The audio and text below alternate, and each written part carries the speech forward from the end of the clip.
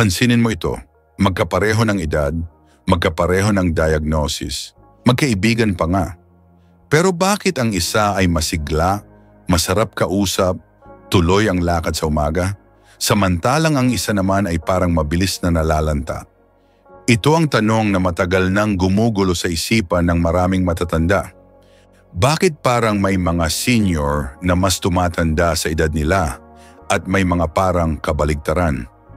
Hindi po ito basta-bastang swerte at lalong hindi ito tungkol sa mamahaling gamot o espesyal na genes. Ayon sa mahigit 17 taon ng pag-aaral, pag-oobserba at pag-aalaga sa mga matatanda, may 7 ugali na paulit-ulit kong nakikita sa mga umaabot sa edad 70 pataas. At hindi lang sila basta nabubuhay sila ng may sigla, karunungan at lakas. Pero huwag kang mag-alala. Hindi mo kailangang maging atleta, vegetarian o mayaman para matutunan ito. Sa katunayan, nasa ugali lang ito at halos lahat ng ito ay pwedeng simulan ngayon na mismo. Isa lang ang kailangan, ang pagnanais na manatiling buhay sa bawat taon ng iyong buhay. Kung handa ka ng matuklasan ng mga tahimik pero makapangyarihang sikreto ng mga matatanda na umaabot sa 70, samahan mo kami ngayon. At kung naniniwala kang ang bawat taon ay may halaga pa, baka panahon na para sumali ka sa komunidad ng mga Pilipinong hinahanap ang karunungan, hindi lang lunas. Mag-subscribe ka ngayon kung gusto mong kasama ka namin sa mga susunod pang usapan na ganito. Dahil bawat bagong kaalaman ay isang hakbang papunta sa mas mahaba, mas masigla at mas malalim na pamumuhay. Isang ugaling nakakabalik ng koneksyon sa katawan. Noong 75 taon na si Mang Tomas, hindi na siya kasing liksi ng dati.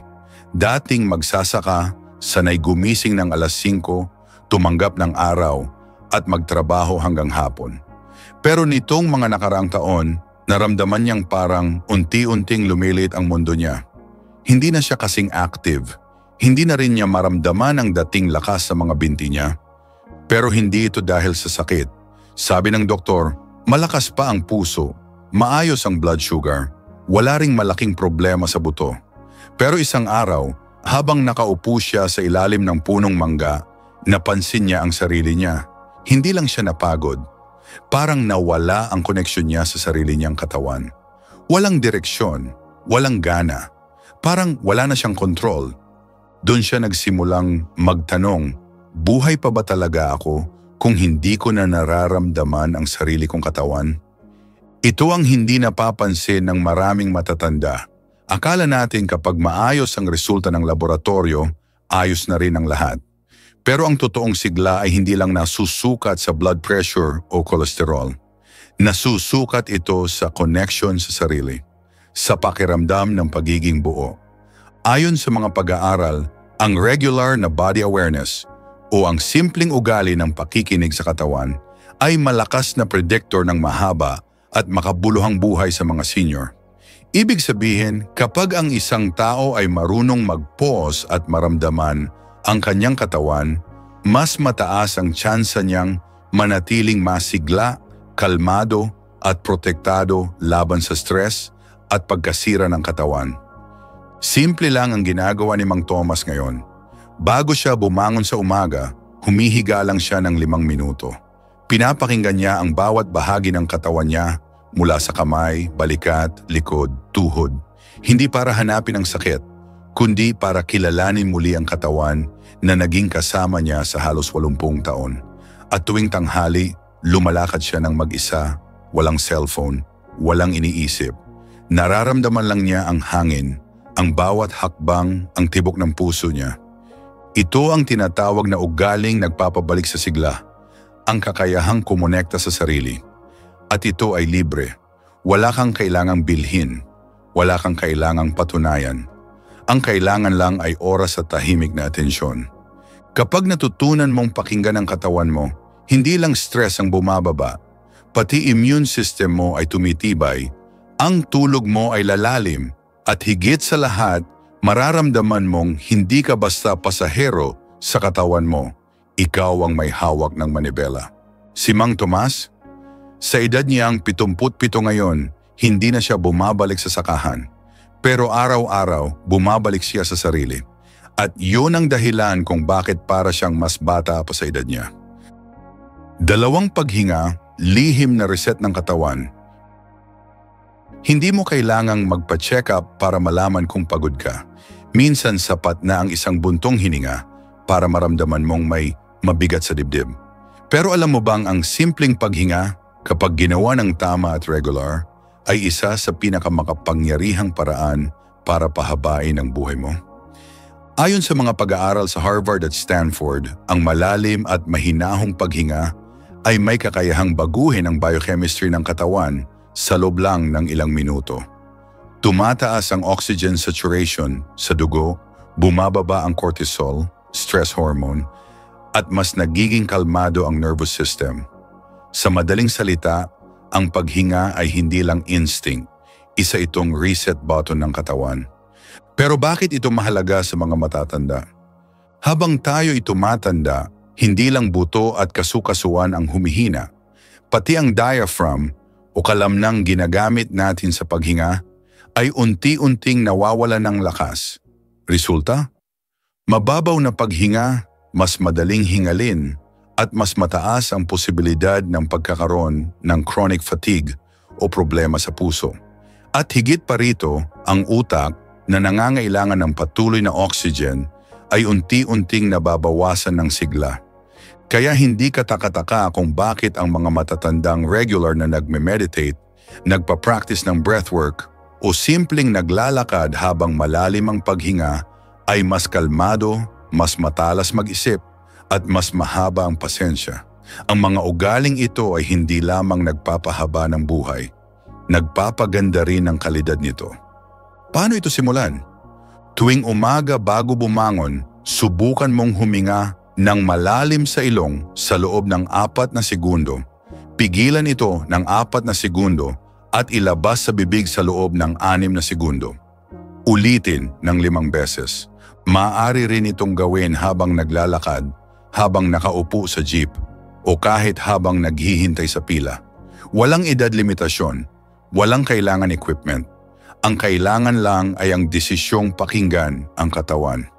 Sa mga matatandang umaabot sa edad 70, isa sa mga pinakapaulit-ulit na ugali nila ay ito, ang kakayahang huminto, huminga, at hayaan ang katawan na muling balansehin ang sarili.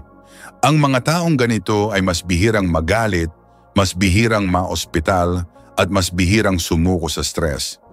Isipin mo to, kung ang isang makina ay kailangan ng regular na maintenance, hindi ba't mas kailangan ng katawan natin ng simpleng reset tuwing araw?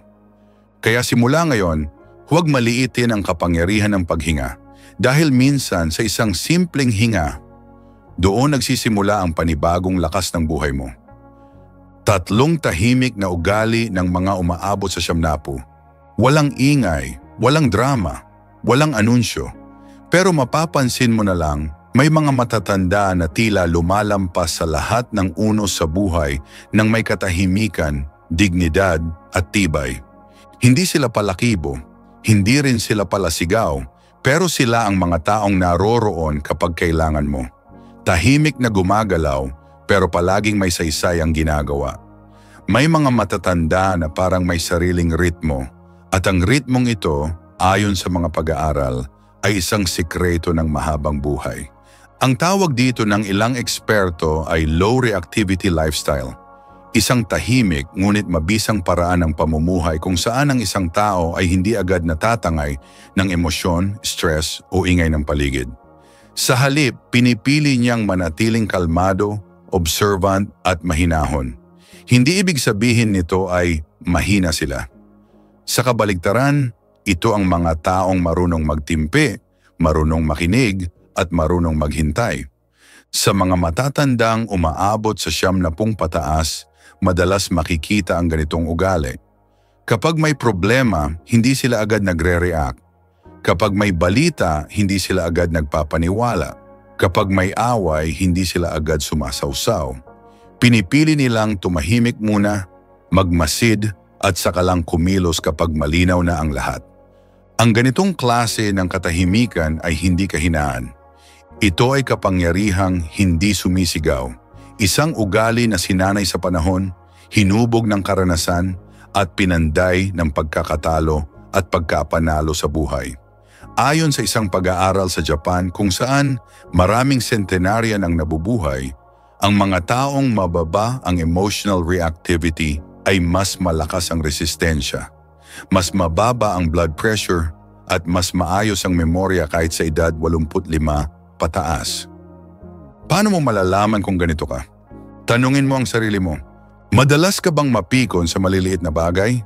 Kapag may hindi ka gusto, kailangan bang malaman agad ng lahat? Kapag may hindi inaasahan, mabilis ka bang kabahan o mawala ng kontrol? Kung oo ang sagot mo sa kahit isa, baka ito na ang senyales para simulan ang ugaling ito. Magsimula sa pananahimik, hindi bilang pag-iwas, kundi bilang pagpili. Pumili na huwag pumatol sa bawat issue. Pumili na hindi agad magsalita kapag galit. Pumili na maging aware muna bago mag-react. Subukan mo sa susunod na may narinig kang masakit o nakakainis. Huwag kang sumagot agad. Huminga ka muna. Pakinggan mo ang reaksyon ng katawan mo. Ipagpaliban mo ang sagot. Baka sa paglipas ng 5 minuto, wala ka nang gustong sabihin. At kung meron man, mas kalmado na. Kung isa ka sa mga taong may ganitong uri ng ugali, o kung may kilala kang ganito, ikwento mo naman sa comments. Anong epekto nito sa iyo o sa kanya? Gusto naming marinig ang karanasan mo. Baka ang istorya mo mismo ang magbigay ng inspirasyon sa iba. Baka ikaw mismo ang maging tulay ng bagong pananaw sa buhay ng isang kapwa senior. At kung hindi mo pa ito ginagawa, walang huli para magsimula. Simula ngayon, subukan mong piliin ang katahimikan. Baka hindi nito malutas agad ang lahat ng problema sa mundo, pero malaki ang maitutulong nito sa kung paano mo mararamdaman ang sarili mong buhay. Sa dulo, ang totoong lakas ay hindi makikita sa dami ng sinasabi mo, kundi sa dami ng pagkakataong pinili mong manahimik para sa kapayapaan ng sarili mo. Tahimik kang tumatagal at doon ka nagiging matibay. 4 na ehersisyong nagpapasigla sa utak at gunita. Kung iniisip mo na ang ehersisyo ay para lang sa katawan, panahon na para baguhin mo ang pananaw mo. Dahil ayon sa mga pinakabagong pag-aaral, ang utak ay parang kalamnan din kapag hindi ginagamit, humihina. Pero kapag naisasama sa araw-araw na galaw, muling sumisigla. At hindi mo kailangang maging atleta para magawa ito. Isang simpleng paglalakad lang tuwing umaga sa loob ng 20 minuto ay napatunayang nagpapalakas ng daloy ng dugo sa utak. Ang resulta, mas malinaw ang pag-iisip, mas mabilis ang memory recall, mas mataas ang focus at mas mababa ang risk ng dementia.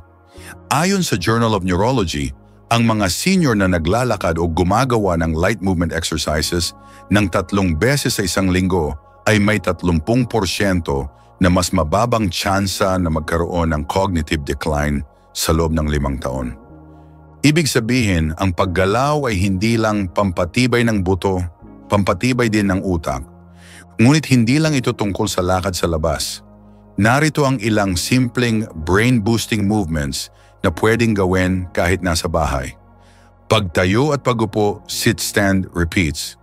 Gawin ito sa harap ng matibay na upuan. Tumayo, umupo at ulitin ng 10 beses. Pinapagana nito ang lower body habang ina-activate ang spatial memory. Heel-to-toe walking. Lakad na parang nasa linya ka. Isa sa harap ng isa. Pinapalakas nito ang balance at kinokonekta ang motor skills sa mental focus. Finger tap drill. Tapikin ang hintuturo sa hinlalaki ng salitan sa magkabilang kamay. Para itong simpleng laro pero pinapalakas ang bilateral brain activity. Pag-akyat sa isang baitang, kung may ligtas na hagdanan, kahit isang hakbang pataas pababa ng paulit-ulit ay sapat na. May epekto ito sa working memory dahil pinapagana ang sequencing. Hindi mo kailangang gawin ang lahat sa isang araw. Pili ka lang ng 1 o 2. Ang mahalaga ay consistent ka. Dahil hindi mo agad mararamdaman ang epekto sa unang linggo, pero sa ikatlo, mapapansin mong mas maayos kang magdesisyon, mas alerto ka, at mas mabilis kang makaalala. At higit sa lahat, mapapansin mo rin ito sa sarili mong mood. Ang mga taong gumagalaw araw-araw, kahit simpleng galaw lang, ay may mas mataas na dopamine at serotonin levels. Kaya kahit mahirap ang panahon, mas kalmado silang humarap sa mga hamon. Kung iniisip mong, matanda na ako para diyan, tandaan, hindi ka kailanman masyadong matanda para magpakasigla muli. Sa susunod mong pag-upo, huwag mo lang hintayin ang oras. Galawin mo ang katawan mo dahil habang ginagalaw mo ito, ginising mo rin ang utak mo. 5 ugali ng matagal ang buhay na lalaki. Kilalanin natin si Kabenji, 81 taong gulang, dating tindero ng saging sa palengke ng Quezon. Araw-araw siyang lumalabas ng bahay kahit wala ng trabaho. Bit-bit ang lumang bayong, naglalakad siya papunta sa karinderyang paborito niya, uupo sa sulok, iinom ng kape at magbabasa ng dyaryo. Tahimik lang, wala masyadong kausap, pero ang presensya niya ay palaging naroon, matatag, mapayapa, buo. Nung minsang nakakwentuhan siya ng isang batang nurse, tinanong siya, "Ano po ba ang sikreto niyo, Kabenji? 81 kayo, pero parang di kayo tumatanda." Ang sagot niya, simple, "Wala akong minamadali. Hindi ako nagpapatangay sa gulo ng mundo." Marami sa mga kalalakihan, lalo na noong kabataan, ay sinanay na maging palaban, mabilis magdesisyon, at laging nakikipagkarera sa oras. Pero ayon sa obserbasyon ng ilang gerontologists, ang mga lalaki na tumatagal ng mahigit 85 ay yaong natutong bumagal sa tamang paraan. Ibig sabihin, hindi tamad, hindi rin pabaya. Ang ibig sabihin ay may ritmo ng katahimikan sa araw-araw nilang ginagawa at dito nanggagaling ang kanilang kalusugan. Ayon sa isang pag-aaral sa European Journal of Aging, ang mga kalalakihang may malinaw na routine sa araw-araw, oras ng paggising, lakad, kain, at simpleng quiet time, ay mas mababa ang risk ng depression, high blood pressure, at cognitive fatigue. At ito, kitang-kita kay Kabenji. Tuwing alas 7 ng umaga, nakabihis na siya. Di kailangang maganda ang suot, basta malinis. Iikot siya sa palengke, bibilhin lang ang kailangan, at uuwi bago sumikat ang araw. Pagka-uwi, may oras siyang magbasa, magmuni-muni, magdilig ng halaman, at tuwing hapon, hindi pwedeng mawala ang maikling lakad sa tabi ng creek. Wala siyang gadget, walang calendar app, pero ang katawan at utak niya tila may sariling orasan. Ang ganitong uri ng disiplina na hindi halata ang sinasabing proteksyon ng kalalakihan laban sa biglaang pagbagsak ng sigla. Ang sikreto, hindi nakasalalay sa dami ng ginagawa, kundi sa gawi kung paano ginagawa ang mga bagay. May ritual, may pag-uulit, may layunin kahit simpleng gawa. Kaya kung isa kang senior na lalaki na tila naliligaw sa araw-araw, huwag mong hanapin agad ang malaki. Hanapin mo ang maliit na galaw na paulit-ulit mong pwedeng gawin hanggang ito'y maging ritual na nagbibigay saysay sa bawat araw. Si Kabenji, sa edad niyang 81, hindi na siya tumatakbo, pero hindi rin siya natigil. At iyon ang dahilan kung bakit hanggang ngayon, bawat umaga, may dahilan pa rin siyang bumangon. 6 na ugali ng babaeng lumalampas sa 70. Kapag pinag-usapan ng mahabang buhay, madalas na naiuugnay ito sa pisikal na lakas. Pero kung pagmamasdan mo ang mga babaeng umaabot sa edad 70 at higit pa, may mapapansin kang hindi basta nasusukat sa muscle o diet. May panloob silang galing sa paghawak ng emosyon, relasyon at pananaw sa buhay. Ang mga babae na lumalampas sa 70 ay bihirang-bihira mong maririnig na nagsasabi ng wala ng pag-asa o ganyan talaga ang buhay. Hindi dahil hindi sila nasasaktan, kundi dahil natutunan nilang hawakan ang sakit sa paraang hindi sila nito tinatalo. Sa pag-aaral ng mga centenarian women mula sa Italia at South Korea, Isang tema ang paulit-ulit na lumilitaw, emotional resilience, ang kakayahang bumangon kahit paulit-ulit na nawalan. Karamihan sa kanila ay nawalan ng asawa, anak, kabuhayan o tirahan sa iba't ibang yugto ng buhay. Pero nanatili silang kumikilos, may iniintinding halaman, may hinahandang merienda, may tinatawagan tuwing hapon. Hindi ito pagiging matigas, ito ay ugaling marunong magpahinga pero hindi sumusuko. Isa pa sa mga napansin, halos lahat sa kanila ay may maliit pero solidong social circle. Hindi sila palaging maraming kaibigan pero meron silang inaasahan at inaasahan sila. Isang kapitbahay na pinaglulutuan nila ng sopas. Isang apo na tinatawagan nila tuwing linggo. Isang katsismisan sa umaga sa tapat ng tindahan. Hindi man nila sinasabi ng direkta pero malinaw. Ang koneksyon ang nagpapahaba sa kanila, hindi lang ang katawan, pati puso. At higit sa lahat, may isa silang ugali na bihira sa karamihan. Nagtitiwala pa rin sila sa bukas. Hindi sila nabubuhay sa nakaraan. Maingat nilang inaalala ang masaya at malungkot, pero hindi nila ito inuukit sa dibdib. Para sa kanila, kahit 88 na sila, may bagong pwedeng matutunan, may bagong pwedeng itanim, may bagong pwedeng ipatawad. Ang ganitong uri ng pananaw ay hindi madaling makuha. Hindi ito itinuturo sa eskwela. Pero sa mga babaeng matagal nang nabubuhay, ito ay produkto ng tahimik na pagninilay, pasensya at malalim na pag-unawa sa sarili. Kaya kung ikaw ay isang senior na babae na minsan ay pakiramdam mo'y pabigat ka na, isipin mo ito. Yung mga babaeng lumalampas sa 70 ay yung mga hindi na nagpapa-perfect sa mundo. Pero nagpapatuloy sila sa sariling ritmo, sa sariling paraan. Hindi mo kailangang maging malakas sa lahat ng aspeto. Ang kailangan mo lang ay ugaling nagpapalakas sa kung ano ang meron ka pa.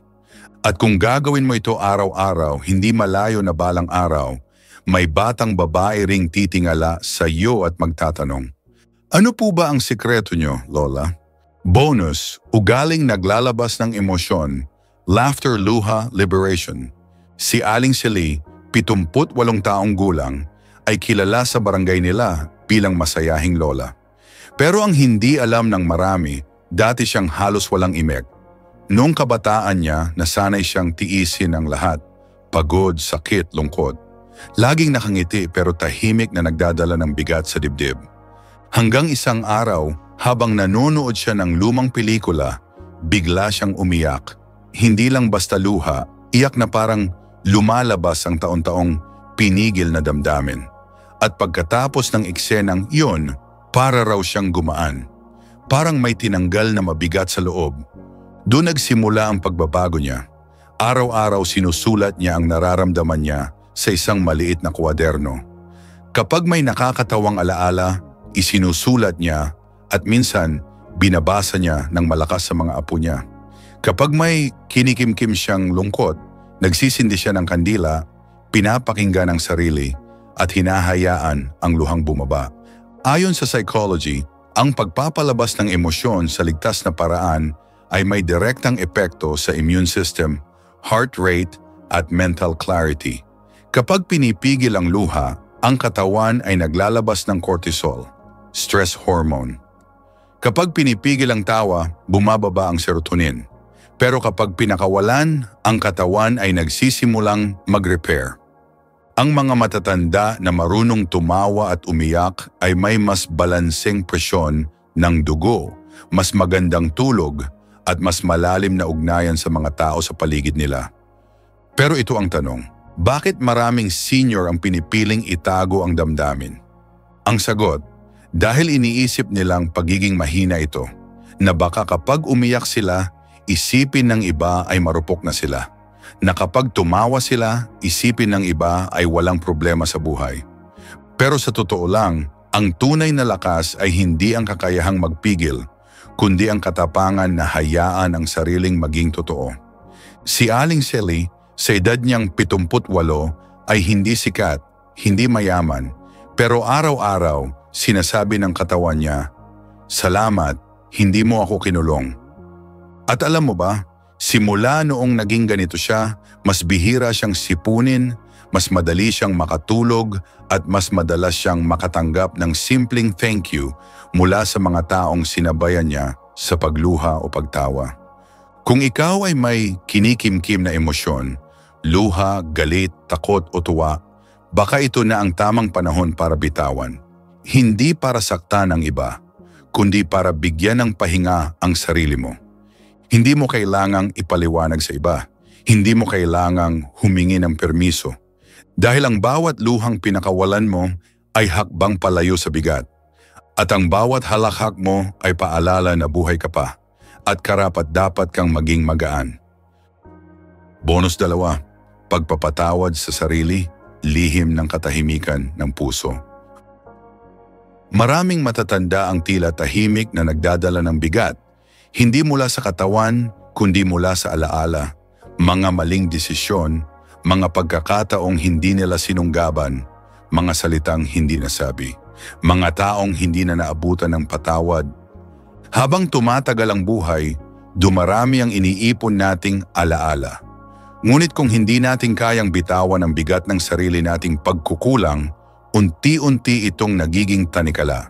Hindi lang sa isip, kundi sa puso, sa katawan, sa kaluluwa.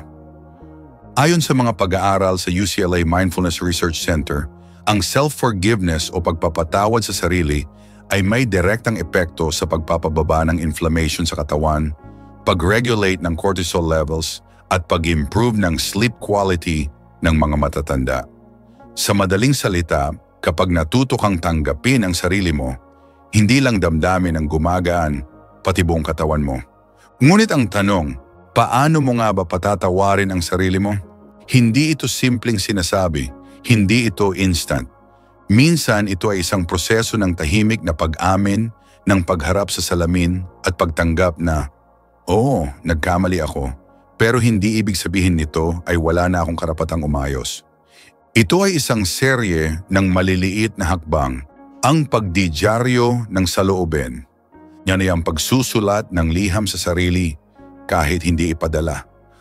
Ang pagninilay sa harap ng tanong na, kung ang ibang tao ay kaya kong patawarin, bakit hindi ko ito kayang ibigay sa sarili ko? Ang mga matatandang nakakayanan ito ay hindi perpekto. Pero mapapansin mo, sila ang may mas kalmadong tinig, mas mahimbing na tulog, at mas magaan ang hakbang kahit may edad na. Sila ang hindi nakikipagkumpetensya sa nakaraan. Hindi na rin nila sinisigawan ang sarili sa bawat pagkukulang. Sa halip, marunong na silang tumango, ngumiti at sabihing, tama na, laya ka na. Kung may mga bahagi ng sarili mong pilit mong kinalilimutan, baka hindi ito ang solusyon. Baka ang kailangan mo ay hindi limutin, kundi tanggapin. Dahil sa pagtanggap, doon nagsisimula ang tunay na kapayapaan. At kung na ngayon mo palang iniisip ito, walang huli sa pagpapatawad. Sa bawat paghinga, may bagong pagkakataon.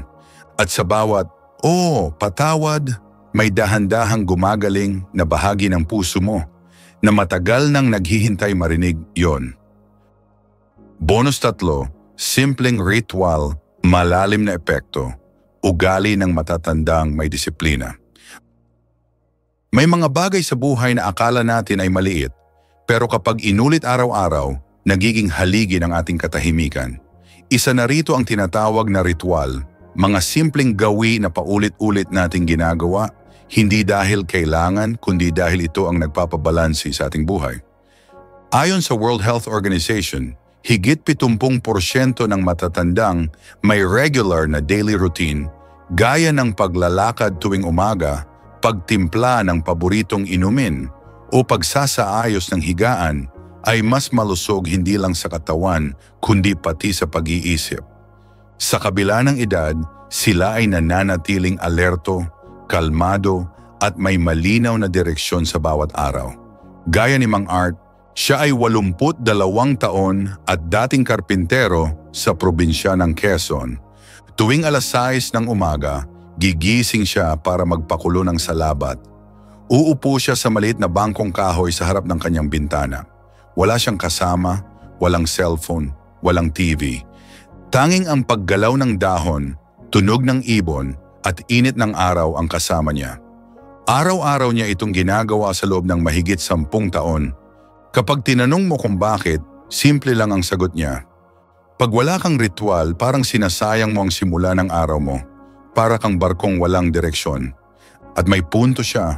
Sa isang pag-aaral ng Harvard Aging Brain Initiative, natuklasan na ang pagkakaroon ng consistent na routine ay nakakatulong hindi lang sa pag-regulate ng stress hormone, cortisol, kundi pati sa memory function ng mga senior. Ang utak ay parang kalamnan din, mas lalong tumitibay kapag may pattern at pag-uulit. Kaya't kung ang simpleng pag-inom ng salabat sa parehong oras, sa parehong lugar, ay nagbibigay ng signal sa utak na ligtas ka, may control ka. Bakit hindi ito gawin? Hindi mo kailangan ng marangyang espasyo o mamahaling kagamitan. Minsan, ang pinaka-epektibong ritual ay yung ginagawa mo ng walang pilit. Pwedeng simpleng paglalakad sa labas, pagsulat sa maliit na journal, o pagupo sa tahimik na lugar ng bahay habang humihigop ng mainit na inumin. At hindi lang ito para sa kalusugan, ang ritual ay may epekto rin sa emosyonal na lakas. Ayon sa clinical psychologist na si Dr. Amy Santos, ang mga matatandang may ritual ay mas bihira makaramdam ng lungkot o pagkawala ng gana sa buhay. Mas nakakaramdam sila ng layunin kahit sa maliliit na bagay. Kung nawawalan ka ng sigla sa mga araw na parang walang saysay, baka hindi mo kailangan ng malaking pagbabago. Baka ang kailangan mo lang ay isang bagay na ikaw ang may kontrol. Isang simpleng gawin na tanging ikaw lang ang makakaintindi ng kahulugan nito. Dahil sa dulo, hindi dami ng ginagawa ang mahalaga, kundi kung paano mo inalagaan ang iyong sarili sa maliliit na paraan. At ang mga ritual na madalas binabaliwala ng iba ay maaaring maging iyong tahimik na sandigan sa pagtanda. Sa bawat edad, may kayamanang natutuklasan, hindi lang sa gamot o pagkain, kundi sa mga simpleng ugali na araw-araw nating pinipili. Kung ikaw ay 60 o higit pa, tandaan mo, hindi pa huli ang lahat para palakasin muli ang iyong katawan, isipan at kalooban. Ang mga prutas, paggalaw, pagtawa at simpleng ritual ay hindi lang simpleng gawain, ito'y mga sandata mo sa pagtanda. Kaya kung may natutunan ka ngayon, huwag kalimutang mag-iwan ng komento, mag-subscribe at ibahagi ito sa iba. Tayo'y sabay-sabay lalakas sa gintong edad.